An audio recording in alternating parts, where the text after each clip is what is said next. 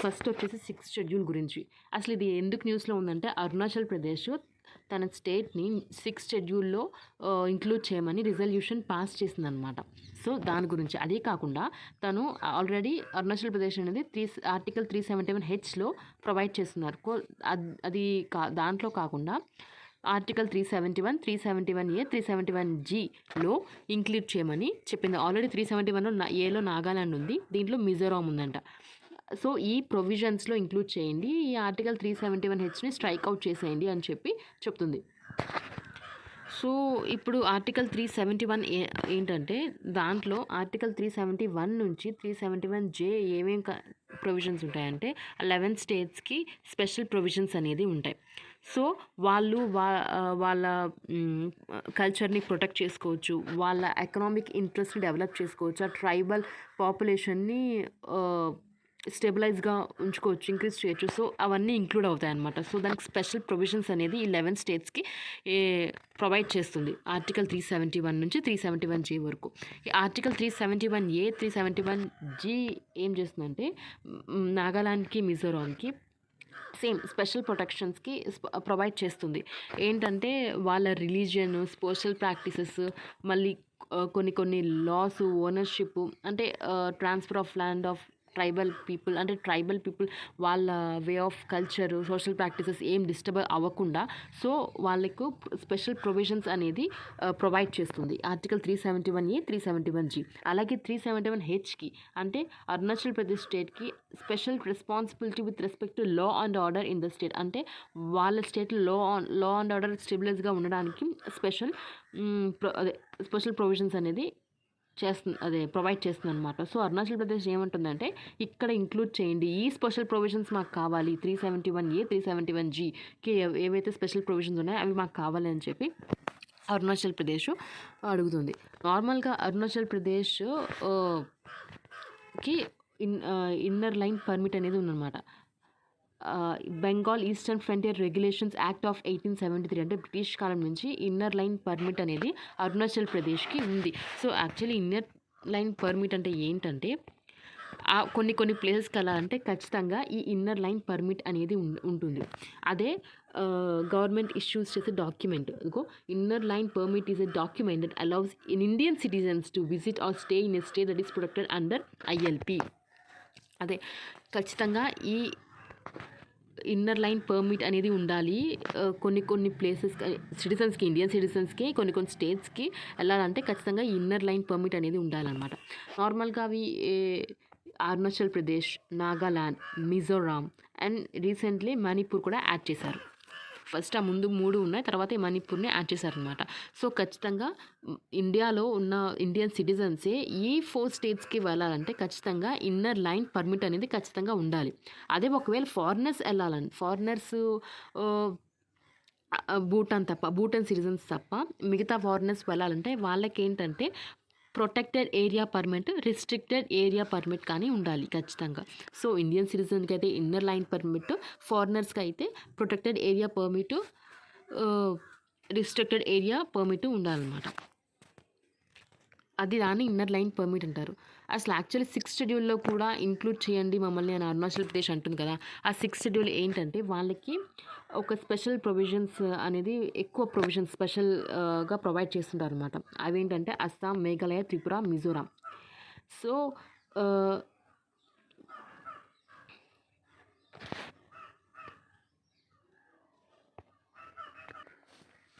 6th schedule ఏం provide చేస్తుందంటే, అస్సాం, మేఘాలయ, త్రిపుర, మిజోరాంకి వాళ్ళకి సపరేట్గా అడ్మినిస్ట్రేట్ చేసుకుంటాకి అటానమస్ డిస్ట్రిక్ట్స్ అనేది స్థాపించేందుకు పర్మిషన్ అంటే ప్రొవిజన్స్ అనేది ఇస్తుందన్నమాట.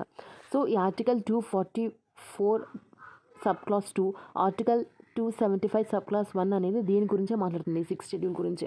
సో, ఆర్టికల్ 244 ఏంటంటే, అదే చెప్పాను కదా, special system of administration for certain areas designated as schedule areas and tribal areas. ఈ షెడ్యూల్ ఏరియాస్కి, ట్రైబల్ ఏరియాస్కి ఏంటంటే స్పెషల్ అడ్మినిస్ట్రేషన్ సిస్టమ్ అనేది ప్రొవైడ్ చేస్తుంది. ఈ ఆర్టికల్ 275 అనేది ఏంటంటే ఒక స్టాట్యూటరీ గ్రాంట్స్ ప్రొవైడ్ చేస్తుంది అనమాట. అంటే ఏంటంటే funds, consolidated fund of India నుంచి కొన్ని ఫండ్స్, స్పెషల్ గ్రాంట్స్ అనేది షెడ్యూల్ ఏరియాస్కి ట్రైబల్స్కి ఈ ప్రొవైడ్ చేస్తుంది. సో వాళ్ళ అడ్మినిస్ట్రేషన్ మంచిగా చేసుకుంటారని. సో ఈ అదే చెప్పాను కదా, ఈ అటానమస్ డిస్ట్రిక్ట్స్ ఏ ఏరియాకి ఉన్నాయంటే అస్సాం, మేఘాలయ, త్రిపుర, మిజోరాంకి ఉన్నాయన్నమాట. సో వాటిల్లో అదే అస్సాంలో బోడోల్యాండ్ టెరిటోరియల్ కౌన్సిల్, మేఘాలయలో Garo hills autonomous district council, త్రిపురలో Tripura tribal areas autonomous district council, మిజోరాంలో చక్మా అటానమస్ డిస్ట్రిక్ట్ కౌన్సిల్. ఇవన్నీ కౌన్సిల్స్ అన్నమాట.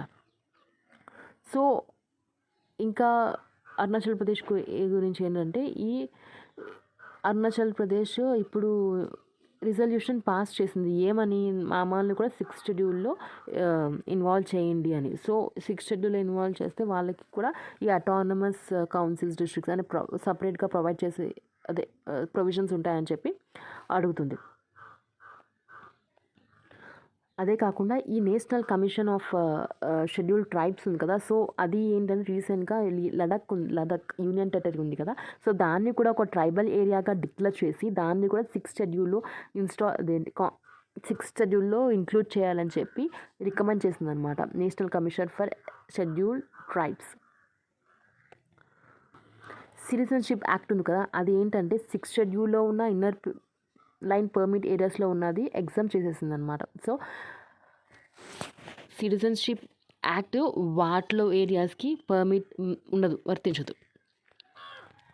అసలు ఈ 6th షెడ్యూల్కి అడ్వాంటేజెస్ ఏంటో చూద్దాం. 6th షెడ్యూల్లో ఉన్న 4 స్టేట్స్కి ప్రస్తుతం 4 ఉన్నాయని, అరుణాచల్ ప్రదేశ్ కూడా దాంట్లో ఇంక్లూడ్ చేయమని చెప్పి రిజల్యూషన్ని పాస్ చేసింది. సో అటానమస్ డిస్ట్రిక్ట్ కౌన్సిల్ అనేది క్రియేట్ చేసుకోవచ్చు. అంటే దాంట్లో 26 ఏమో ఎలక్టెడ్ మెంబర్స్ ఉంటారు, 4 మెంబర్స్ ఏమో నామినేటెడ్ మెంబర్స్ అనమాట. సో ఆ 4 మెంబర్స్ని నామినేట్ చేసేది గవర్నరే. ఈ వీళ్ళ టర్మ్ కూడా 5 years ఉంటుంది. సో మళ్ళీ ఈ అటానమస్ రీజన్ అనేది ఉంటుంది. సో గవర్నర్ ఎస్టీస్లో డిఫరెంట్గా డివైడ్ చేస్తారు. అసలు ఈ అటానమస్ డిస్ట్రిక్ట్ కౌన్సిల్కి పవర్స్ అని ఏముంటాయంటే, first power with governor's due approval, power with governor's due approval. Next ఏంటంటే పవర్ టు లిమిట్.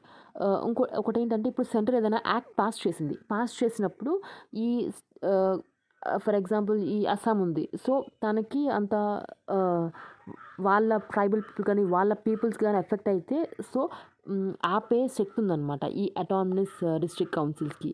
అదే power to limit central state acts by governor's approval. ఇంకోటి ట్యాక్స్ రెవెన్యూ ట్యాక్స్ కలెక్ట్ చేసుకునే అధికారం ఉంటుంది దీనికి. Regulatory, schools, markets, roads, dispense ఇవన్నీ regulate చేసే provision కూడా ఉంటుంది. Judicial, village courts to tribal cases, high courts jurisdiction specified by governor అనమాట. నెక్స్ట్ వచ్చి ఇప్పుడు 5th షెడ్యూల్కి 6th షెడ్యూల్కి డిఫరెన్స్ ఏంటో చూద్దాం.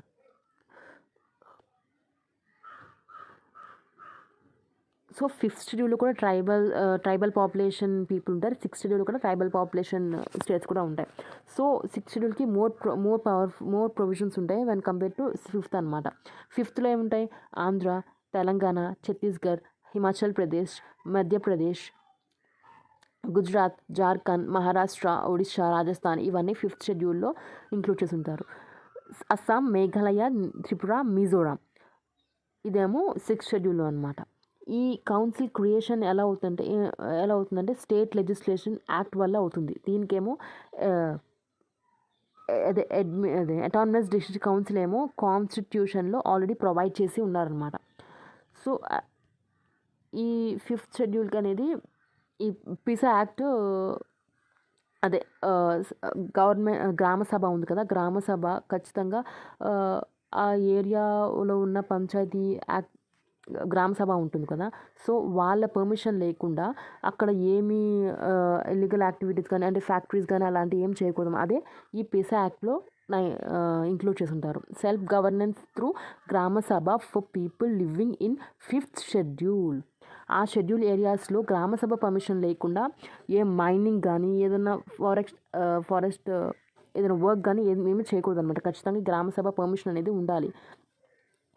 ఈ 5th షెడ్యూల్ ఏంటంటే 6th షెడ్యూల్ ఏంటంటే అడ్వైజరీ కౌన్సిల్స్ అనేది ఉంటాయన్నమాట. సో ఇవి మోర్ పవర్ఫుల్. అదేంటి అటానమస్ డిస్ట్రిక్ట్ కౌన్సిల్ అనేది more powerful one compare to the 5th schedule advisory councils.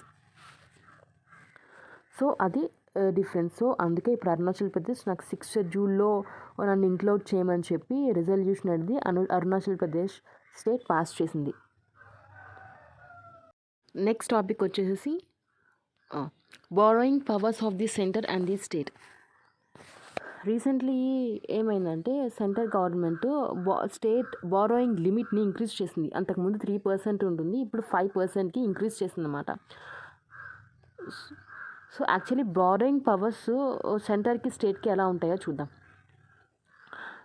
ఇప్పుడు ఆర్టికల్ 292 అనేది ఈ బారోయింగ్ గురించి చెప్తుంది అనమాట. సో సెంట్రల్ గవర్నమెంట్కి అసలు ఏ రిస్ట్రిక్షన్స్ ఉండదు. ఒకవేళ లిమిట్ సెట్ చేయాలంటే అది పార్లమెంట్ సెట్ చేస్తుంది అనమాట. ఇటు స్టేట్కి వస్తే లిమిట్స్ అనేది ఉంటుంది. సెంటర్ నుంచి స్టేట్ ఎంత బారో చేయాలో లిమిట్ అనేది ఖచ్చితంగా ఉంటుందన్నమాట. State act legislature, this power is limited by act of state legislature. So next వచ్చేసి టెరిటోరియల్ రిస్ట్రిక్షన్స్. అసలు సెంటర్కి అనేది ఏ రిస్ట్రిక్షన్ ఉండదు. తను inside India, out side India both అంటే ఎక్కడైనా సరే తను తీసుకోవచ్చు. మన డొమెస్టికల్లీ తీసుకోవచ్చు, అబ్రాడ్ నుంచి కూడా తీసుకోవచ్చు. లోన్స్ బారో చేసుకోవచ్చు, లోన్స్ తీసుకోవచ్చు. కానీ స్టేట్కి అలా కాదు. స్టేట్ ఓన్లీ ఇండియా అంటే ఓన్లీ డొమెస్టికల్లీ అనమాట. ఓన్లీ ఇండియా నుంచే బారో చేయాలి. ఇంకా కొన్ని స్టేట్కి ఇంకా ఎక్స్ట్రా రిస్ట్రిక్షన్స్ అనేది ఉంటుంది, కానీ సెంటర్కి ఉండదన్నమాట. సో స్టేట్ అనేది ఈ ఎంత బారో చేయగలదంటే సెక్యూరిటీ ఆఫ్ కన్సాలిడేటెడ్ ఫండ్ కంటే ఎక్కువ బారో చేయలేదన్నమాట. సో దాన్ని పరిగణనలో పెట్టుకుని బారో చేసుకోవాలి. ఇంకోటి ఏంటంటే ఇప్పుడు ఆల్రెడీ సెంటర్కి లోన్ రీపే చేయకుండా కొత్త లోన్ అనేది తీసుకోకూడదు. అదే cannot raise the loan if any outstanding amount of previous loan is due to the centre. ఇప్పుడు కొంచెం ఎక్స్ట్రా ఇన్ఫర్మేషన్ చూద్దాం. Consolidated sinking fund. ఈ కన్సాలిడేటెడ్ సింకింగ్ ఫండ్ అనేది స్టేట్ మెయింటైన్ చేస్తుంది. సో ఈ లాక్డౌన్ వల్ల స్టేట్స్ సెంటర్ని ఏమడుగుతుందంటే ఈ నామ్స్ని అంటే కన్సాలిడేటెడ్ సింకింగ్ ఫండ్ నామ్స్ని రిలాక్స్ చేయమని చెప్తుందన్నమాట. సో ఇది ఎప్పుడు సెట్ చేశారంటే 1999 to 2000 ఈ టైంలో సెట్ చేశారు. ఆర్బీఐ సెట్ చేసింది. సో ఏంటంటే ఇది మెయిన్ పర్పస్ ఏంటంటే ఒకవేళ లోన్ పే చేయడానికి మళ్ళీ లోన్ తీసుకోవడానికి ఈ కన్సాలిడేటెడ్ సింకింగ్ ఫండ్ అనేది యూజ్ అవుతుంది. సో దానికే ఇది సెట్ చేశారు.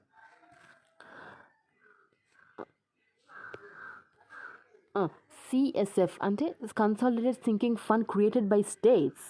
ఇది స్టేట్స్ గుర్తుపెట్టుకోండి.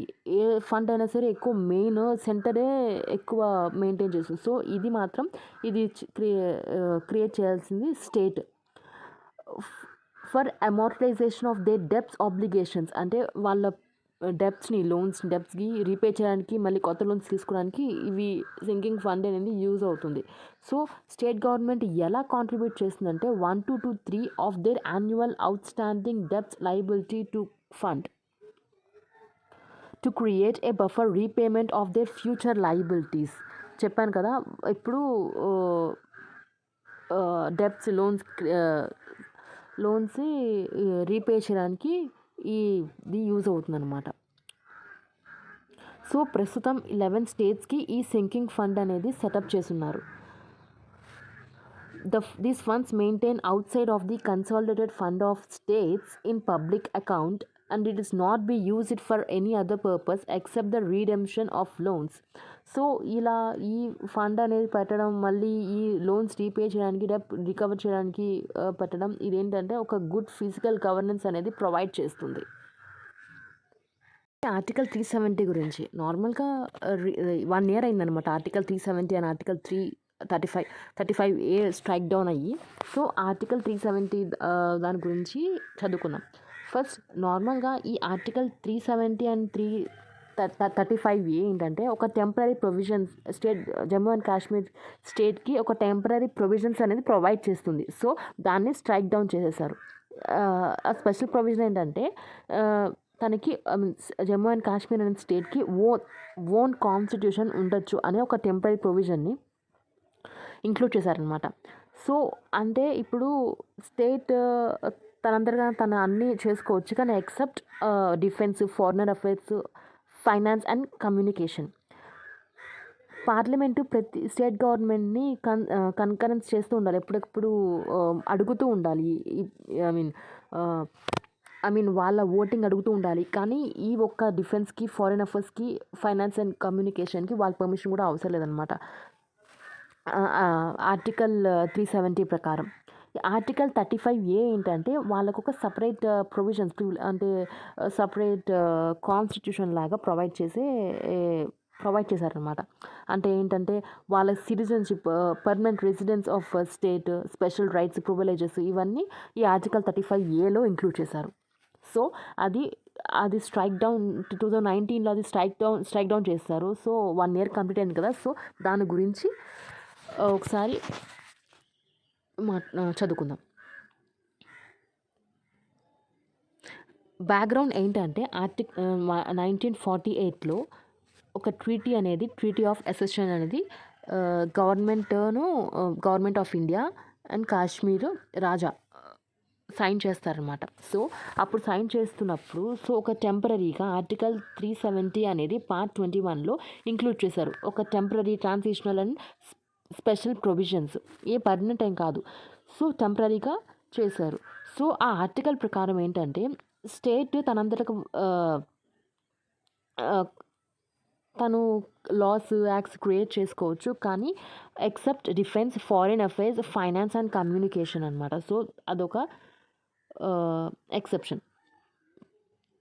అంటే ఇప్పుడు అక్కడ ఎవరెవరు లీవ్ చేయొచ్చు, వాళ్ళకి Jammu and Kashmir permanent resident ఎవరెవరికి ఇవ్వచ్చు, సిటిజన్ రిలేటెడ్, మళ్ళీ ఓనర్షిప్ ఆఫ్ ప్రాపర్టీ, ఎవరెవరు అక్కడ ల్యాండ్ని కొనకూడదు, వాళ్ళకి ఇంకా సపరేట్ పీనల్ కోడ్ ఉంటుంది, వాళ్ళకి సపరేట్ ఫండమెంటల్ రైట్స్ ఉంటాయి.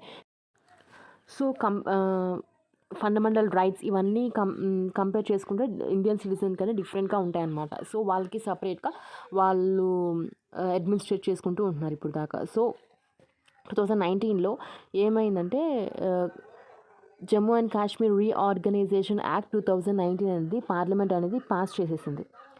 సో పాస్ చేయడం వల్ల ఈ జమ్మూ అండ్ కాశ్మీరు రెండుగా డివైడ్ అయిందనమాట. జమ్మూ అండ్ కాశ్మీర్ ఒకటి, లదాఖ్గా ఒకటి. జమ్మూ అండ్ కాశ్మీర్కి లెజిస్లేటివ్ అసెంబ్లీ అలాగే ఉంది, లదాఖ్ మాత్రం లెజిస్లేటివ్ అసెంబ్లీ లేదు. సో అలా ఈ 2019లో ప్రెసిడెంట్ ఆఫ్ ఇండియా ఏం చేశారంటే ఈ టెంపరరీ ప్రొవిజన్స్ ఉన్నది అన్ని స్ట్రైక్ డౌన్ చేశారు. సో ఆటోమేటిక్గా ఈ 35A కూడా స్క్రాప్ అయిపోయింది అనమాట.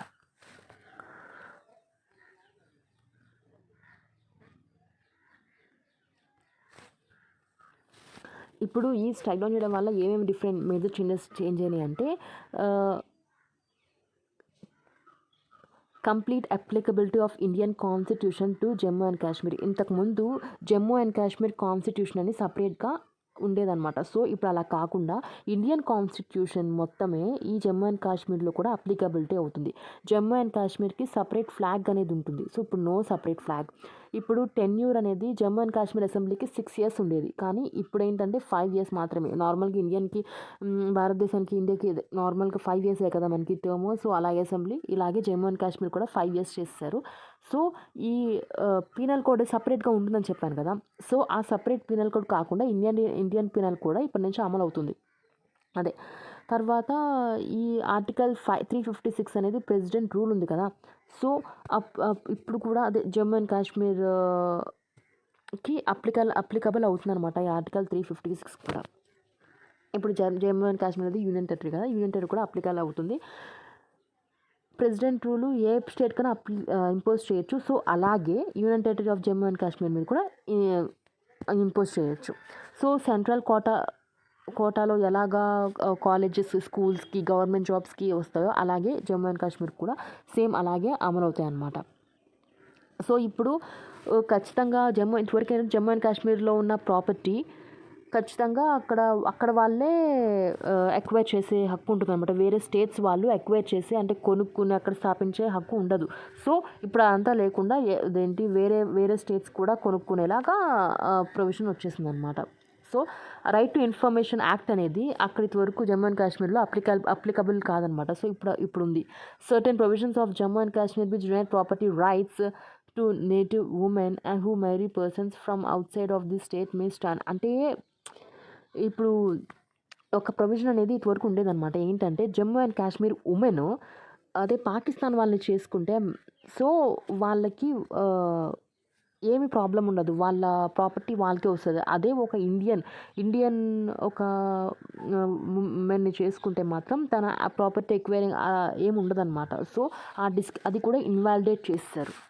సో ఇప్పుడు ఎక్కడ ఏ స్టేట్ వాళ్ళని మ్యారీ చేసుకున్నా సరే వాళ్ళ ప్రాపర్టీ అనేది వాళ్ళకే ఉంటుంది. ఇవ్వను అనే హక్కు లేదనమాట. ఇన్వాలిడేట్ అవ్వదు.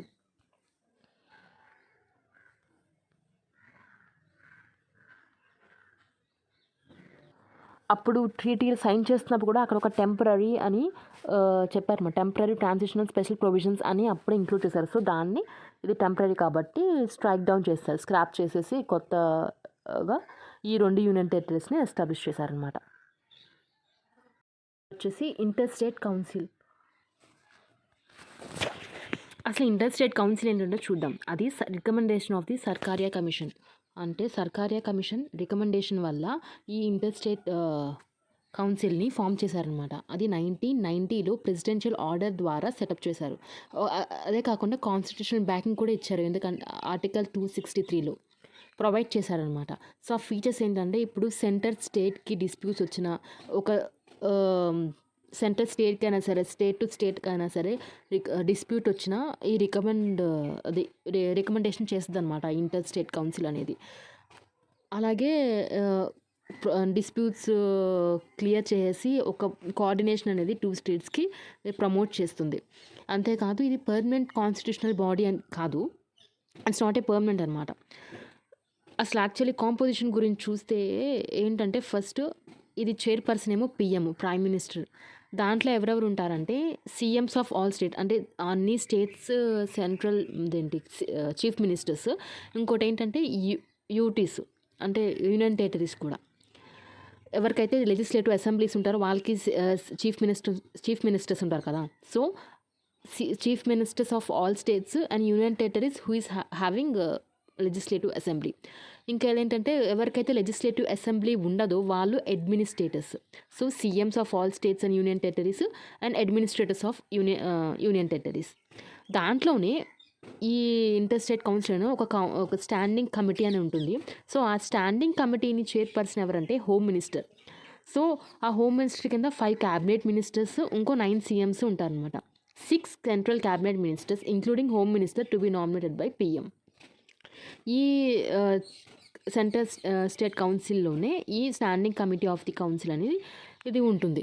నెక్స్ట్ వచ్చేసి ఒకవేళ అప్పుడప్పుడు ప్రెసిడెంట్ రూల్ అనేది క్రియేట్ అవుతుంది కదా. సో ప్రెసిడెంట్ రూల్ ఉన్నప్పుడు గవర్నర్ అనేది ఈ ఇంటర్ స్టేట్ కౌన్సిల్ని అటెండ్ చేయొచ్చు. సో అది 1990లో అమెండ్ చేశారనమాట. So nomination by chairman of permanent invitees among the other union ministers.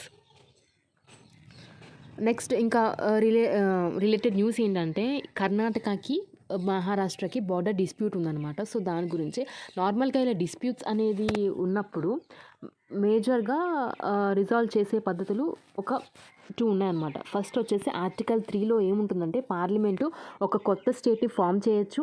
ఒక స్టేట్ని బౌండరీస్ కానీ ఏరియాస్ కానీ ఆల్టర్ చేయొచ్చు. ఒకవేళ నేమ్ మార్చొచ్చు. ఇవన్నీ ఆర్టికల్ 3లో వాళ్ళు ఎంపవర్ చేశారనమాట. సో ఆర్టికల్ 131 ఏంటంటే సుప్రీంకోర్టుకి ఎక్స్క్లూజివ్ జ్యూరిస్డిక్షన్ అనేది ఉంది centre state inter state disputes ఉంటే రిజాల్వ్ చేయడానికి. అందుకే 2004లోనే మహారాష్ట్ర గవర్నమెంట్ సుప్రీంకోర్టుకి వెళ్ళిందనమాట ఈ డిస్ప్యూట్ గురించి. థర్డ్కి వచ్చేసి ఆర్టికల్ 263. దీంట్లో ఏంటంటే ప్రెసిడెంట్ ఇంటర్ స్టేట్ కౌన్సిల్ని క్రియేట్ చేయొచ్చు ఇట్లాంటి డిస్ప్యూట్స్ ఉంటే. సో ఇవి మేజర్ 3 రిజాల్వ్ చేసే మెకానిజమ్స్. వచ్చేసి యాస్పిరేషనల్ డిస్ట్రిక్ట్ ప్రోగ్రామ్. యాక్చువల్లీ ఇది ఎందుకు న్యూస్లో ఉందంటే assessment report aspirational district programme గురించి రిలీజ్ చేశారనమాట. ఎవరు రిలీజ్ చేశారంటే Institute of Competitiveness and Social Progress Imperative. ఈ రెండు కలిసి జాయింట్గా యాస్పిరేషనల్ డిస్ట్రిక్ట్ గురించి ఒక అసెస్మెంట్ రిపోర్ట్ అనేది రిలీజ్ చేశారు. ఈ యాస్పిరేషనల్ డిస్ట్రిక్ట్ ప్రోగ్రామ్ అంటే ఏంటంటే ఇది గవర్నమెంట్ ఆఫ్ ఇండియా 2018లో లాంచ్ చేసిన ప్రోగ్రామ్ అనమాట. ఇప్పుడు అండర్ డెవలప్డ్ డిస్ట్రిక్ట్స్ ఉంటాయి కదా, సో ఆ డిస్ట్రిక్ట్ని సోషల్ ఎకనామిక్ ఇండికేటర్స్ అవన్నీ ఇంప్రూవ్ చేయడానికి ఈ యాస్పిరేషనల్ డిస్ట్రిక్ట్ ప్రోగ్రామ్ అనేది లాంచ్ చేశారు.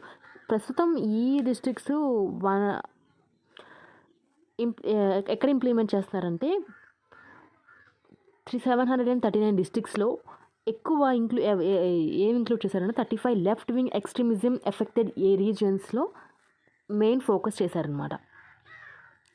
ఇంకోటి ఏంటంటే ఈ ప్రోగ్రామ్ అనేది ఒక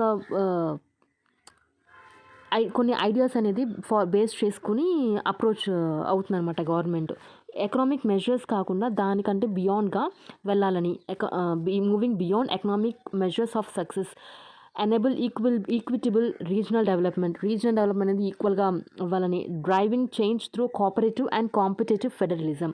ఈ మెయిన్ 3 ఐడియాస్ని బేస్ చేసుకొని ఈ ప్రోగ్రామ్ అనేది గవర్నమెంట్ తీసుకొస్తుంది. ఇంకోటి ఏంటంటే ఈ ప్రోగ్రామ్ని ఎక్కువ ఫోకస్ చేస్తుంది అంటే 6 మెయిన్స్ థీమ్లో హెల్త్ అండ్ న్యూట్రిషన్లో, education, agriculture and water resources, financial inclusion, skill development, basic infrastructure. ఈ మెయిన్ 6 థీమ్స్ని బేస్ చేసుకుని ఈ ప్రోగ్రాము ప్రాక్టికల్గా మెషర్స్ తీసుకొస్తుంది అనమాట. ఈ programme actually 3 core principles approach చేస్తుంది. ఒకటి ఏంటంటే కన్వర్జెన్స్, కొలాబరేషన్, కాంపిటీషన్. కన్వర్జెన్స్ అంటే ఏంటంటే స్టేట్ అండ్ సెంట్రల్ ఇద్దరు గవర్నమెంట్ కలిసి ఇనిషియేటివ్ తీసుకుని ఒక డిస్ట్రిక్ట్ లెవెల్లో వర్క్ చేయాలన్నమాట. ఇంకొకటి కొలాబరేషన్, సిటిజన్స్తో పాటు సెంట్రల్ అండ్ గవర్నమెంట్ కలిసి వర్క్ చేయాలి. ఇంకోటి అంటే కాంపిటీషన్, ఈ డిస్ట్రిక్ట్స్తోనే అంటే సో వాళ్ళ కాంపిటీషన్ ఎక్కువ ఉంటే ఇంకా ఎక్కువ మనం అచీవ్ చేసే పరిస్థితులు ఉన్నాయి. సో దానివల్ల ఈ మెయిన్ 3 C's క్రోర్ బేస్ చేసుకుని ఈ ప్రోగ్రామ్ అనేది రన్ చేస్తున్నారు. Convergence, collaboration and competition. Next వచ్చేసి basic structure of the programme. ఈ బేసిక్ స్ట్రక్చర్ అంటే సెంట్రల్ లెవెల్లో నీతి ఆయోగ్ అనేది ఇండివిజువల్ మినిస్ట్రీస్కి రెస్పాన్సిబిలిటీస్ అనేది ఇస్తుందన్నమాట. Niti Aayog is anchoring the program and individual ministries has assumed responsibility to drive the progress of the districts. Next, state government. State government are the main drivers of change. Each state has formed a committee under the respective chief secretaries to implement as well as track the program. State government అనేది అసలు మెయిన్గా change చేయాల్సింది వీళ్ళే అనమాట. So ప్రతి district committee అనేది వేసి దానికి ఒక చీఫ్ సెక్రటరీ అనేది అపాయింట్ చేసి ఆ ప్రోగ్రామ్ వర్క్ అవుతుందా లేదా, ఆ ప్రోగ్రామ్ ట్రాక్ని అదంతా చూసుకునే పనిలో ఈ స్టేట్ గవర్నమెంట్ కమిటీస్ అనేది ఫామ్ చేస్తుంది అనమాట.